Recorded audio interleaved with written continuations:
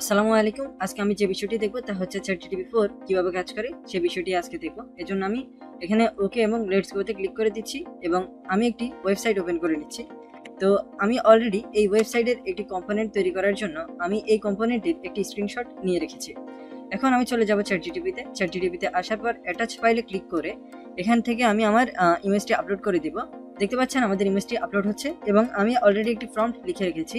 আমি প্রম্পটটি দিয়ে দেব, যেখানে আমি জানতে চাচ্ছি Next.js এবং Tailwind CSS এবং React আইকন দিয়ে আমার এই কম্পোনেন্টটি ডিজাইন করে দিতে। তো আমি এন্টার প্রেস করলাম। পূর্ব থেকে খুব দ্রুত রেসপন্স করতেছে। তো আমি এই কম্পোনেন্টটি কপি করে নিচ্ছি। কপি করে নিয়ে পূর্বেই আমার একটি নেক্সট অ্যাপ কনফিগার করা ছিল, আমি এখানে কম্পোনেন্টটি পেস্ট করে দিচ্ছি। পেস্ট করে দিয়ে অলরেডি আমার প্রজেক্টটি ব্রাউজারে রান করা আছে, আপনারা দেখতে পাচ্ছেন।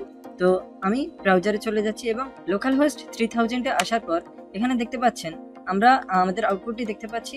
তো ChatGPT মোটামুটি ভালো একটি ডিজাইন দিয়েছে, তবে পুরোপুরি আমাদের ডিজাইনের সাথে মিল না থাকলেও মোটামুটি একটি ভালো ডিজাইন দিয়েছে এবং ChatGPT এখন ইমেজ রিড করতে পারে। আপনারাও চাইলে ChatGPT 4 ও ট্রাই করে দেখতে পারেন।